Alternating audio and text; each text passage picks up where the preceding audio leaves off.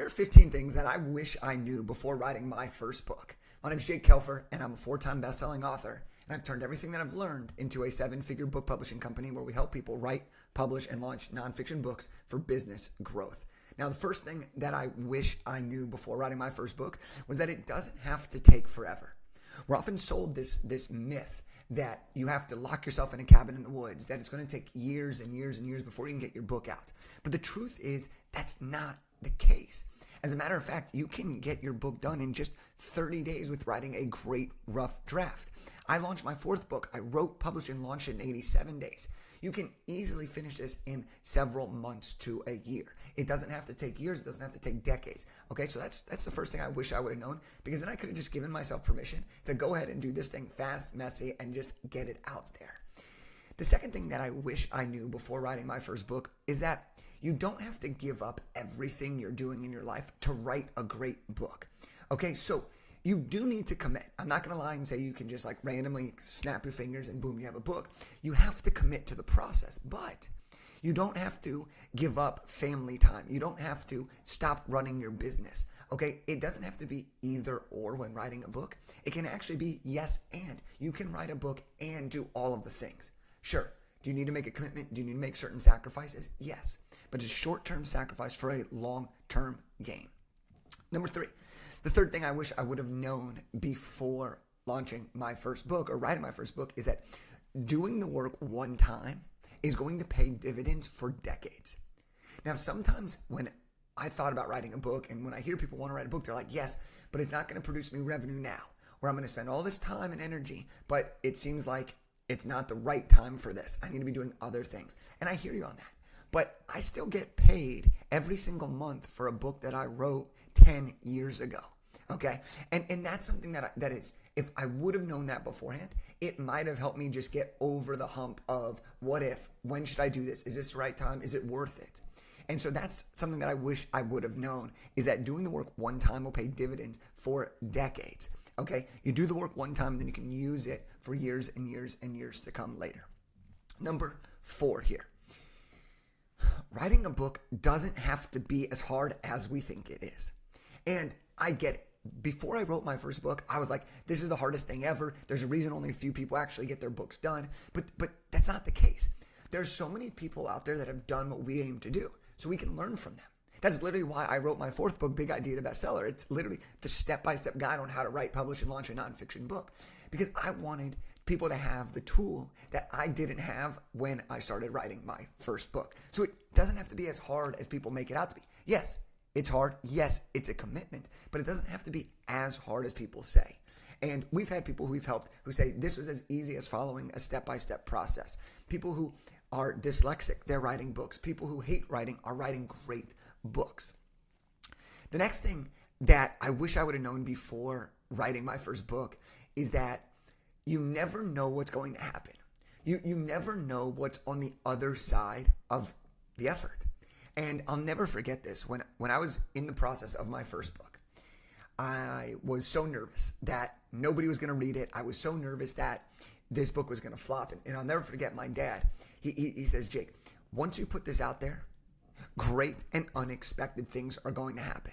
I don't know if you're going to sell 5 copies or 5 million, but great and unexpected things are going to happen. And that statement couldn't have been more true. My life has changed because I committed to writing my first book. And I did that at 22 years old with not a ton of experience. Number 6 is the faster you get the rough draft written, the faster you can complete your book. Most people want to write a book. There's a study out there. 81% of people want to write a book, but few people do. Even more than that is very few people actually complete their rough draft. And part of the problem for that is because they're trying to do too much or trying to make it perfect. And so what I would tell you is the faster you can get your rough draft written, the more likely you will actually complete the rest of your book. And so the other thing here is you don't have to be perfect on your rough draft. It's a rough draft for a reason. Number 7 is self-publishing my book changed my life. Now, a lot of people are like, well, which publishing method should I choose? And I've done a couple videos on that you can go watch. But for me, had I just recognized in the very beginning that self-publishing is an incredible option, it is all I needed to know to change my life. You get to keep all the royalties, you get to have control over the timeline, control over the aesthetic, control over the design, control over the material, and you don't have to wait years and years and years, and you don't have to wait for other people to give you permission. You can do it, and you can do it in a really high quality way that allows you to leverage the book on the back end. Okay, it changed my life.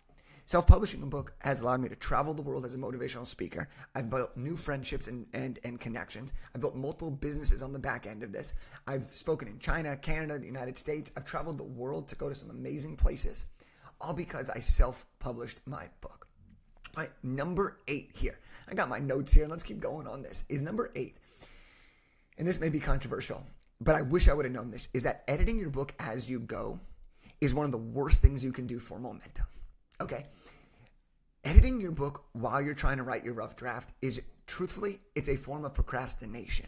And so what I would encourage you to understand is this. Your first draft isn't going to be perfect. That's why it's a rough draft. Okay, a lot of people have different names for this. But the thing you have to understand is that when you're writing your first draft, you shouldn't expect it to be perfect. And if you edit as you go, then you revise, and then you never make progress. And so it's a killer of your momentum. Instead, just get it all out. And then you can go ahead and edit, revise, add, delete, do whatever you need to do to polish up the manuscript. This is also going back to one of the earlier things, is this is how you'll finish your rough draft faster. Because, look, you wouldn't expect to be perfect at golf after 1 month of training. You wouldn't expect to be perfect at speaking another language after a month of training. So we have to understand this. You're not going to have a perfect book after 1 month of writing, after 2 months of writing. You need to commit to the process, get it all out there, and then refine it.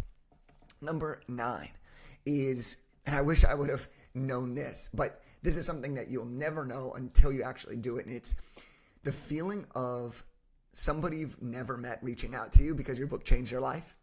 That feeling is priceless. That feeling is priceless. I will never forget. I got a message from someone from another continent who had read my book and said that my book had changed their life.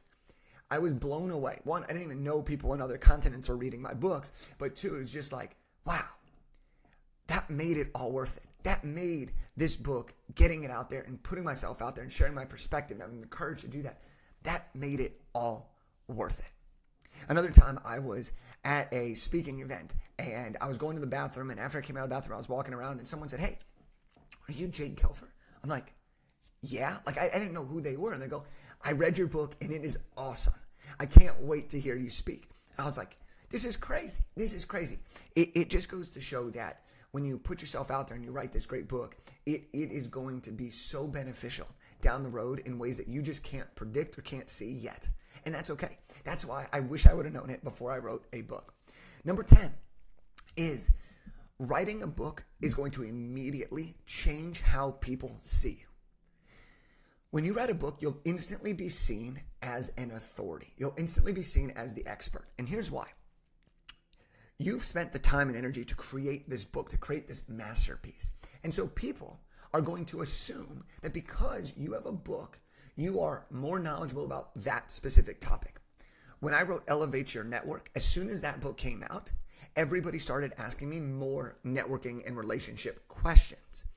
And it wasn't because anything I did changed. The only difference was that I had written a book on it, and therefore people assumed and associated me with relationship building and networking.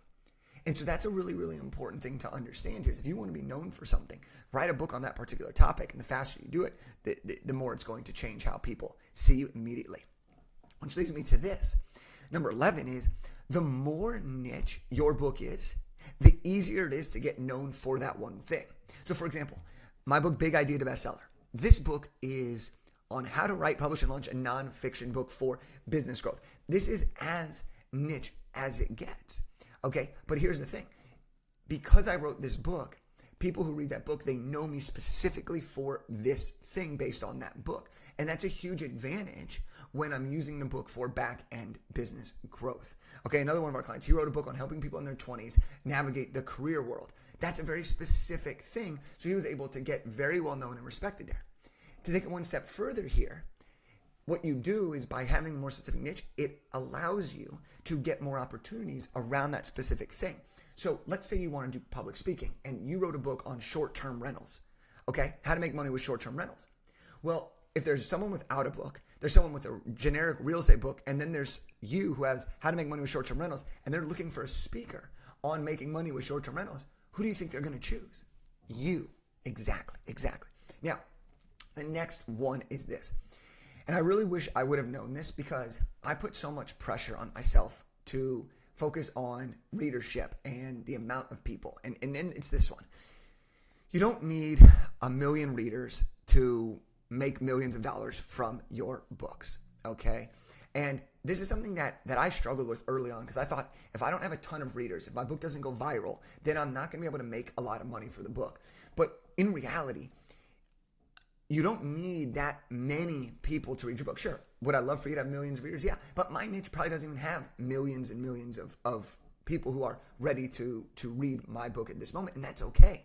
And so I realized that you just need the right readers. And I came up with this kind of like phrase that I like to say, and it always reminds me of this, is I don't need everybody in the world to like me or my book. I just need the right people to love me and my books. And that's what I need to create a very successful business, especially if you are using your book to grow a business on the back end of it. You don't need all of this. Now, does that mean I don't want you to have millions of readers? Of course not. But I want you to understand that you don't need millions of readers to make millions of dollars from your books. You just need to have the right types of readers with the right outcomes. Number 13 that I wish I would have known this is that book sales are going to be secondary to most ways of making money. Okay, now I thought when I first started this that the only way to make money is through book sales, and that's what a lot of people think. But in reality, I call books Borat money, book sales Borat money. It's nice to have, right? It's very nice, right? But you got to understand here is this: most authors don't make a ton of money from their book sales. Most authors make their money from the back end, the higher ticket offering, the other products, the other services that they are doing, speaking, coaching, consulting, retreats, live events, digital products, physical products, etc. They're using the book as a means to generate leads and opportunities. And so book sales, while it's great, it's not, for most authors, the primary source of revenue from the book.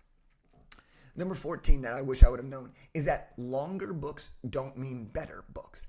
My first book was short, less than 150 pages, and I thought it wasn't going to be long enough. But as a matter of fact, that was one of the things that people loved most about it. They loved that they could read it on an airplane and finish it cover to cover. They loved that they could go chapter to chapter and just be able to get the information that they actually needed. And so because I didn't have a lot more to say and I didn't want to just fill it with fluff, I just wrote what the reader needed to know. And I said, this is what you need to know. Go for it.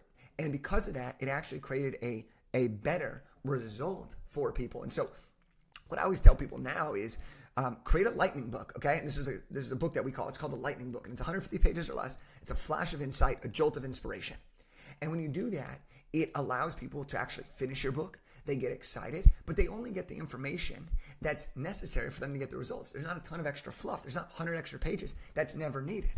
I was doing some research, and I found that a lot of the reasons why these books that are really popular books get lower reviews is they're like, this book was too long. It could have been done in much shorter, 5 chapters instead of 50 chapters or whatever it is, right? And so I would just say this is longer books don't mean better books. And so you don't have to put this pressure on you to write this 60, 80,000 word book.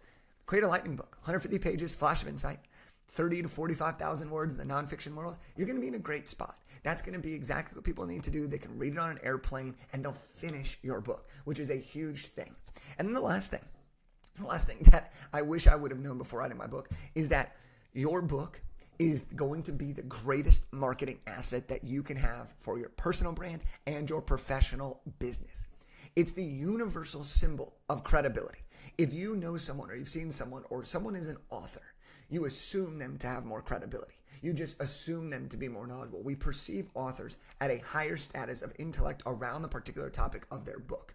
Whether that's a memoir, whether that's a personal development book, a self-help book, a how-to book. Why? Because we've all know what books are. We've all read books. Books have been around for a very long time, and we all know the power that a book can have. And so having a book will be the number one marketing asset that you can have. It's the most versatile. You can use it as a networking gift, a free gift, a paid gift, a low ticket gift. You can use it to create other products on the back end of it. You can use it to create a good customer onboarding experience, client acquisition, and everything in between. So these are the 15 things that I wish I would have known before writing my first book, and now you know them.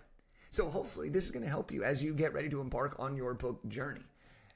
I'd love for you to succeed. I'd love for you to get this book out there. If you're thinking about writing a book, then I want to give you a free copy of my book, Big Idea to Bestseller. You go to bigideabestseller.com/free-book. Grab a free copy of it, read it, use it, get inspired, and then go ahead and write your book. And if you know you want a little extra support, maybe you want some guidance, or you want some extra hands-on support, or even done-for-you support with your book, then let's chat. Go ahead and book a demo with our team, bigideabestseller.com/call, and me and our team will get on the phone with you, and we'll literally break down your book idea. We'll tell you what we think about your book idea. We'll talk about what do you actually want the book to do for you. We'll talk about what might stop you and get in the way, and then we'll build out a roadmap for you on how you can actually complete your book in a matter of months. So there you have it, the 15 things I wish I knew before writing my first book. I'm Jake Kelfer, and I'll see you on the next one.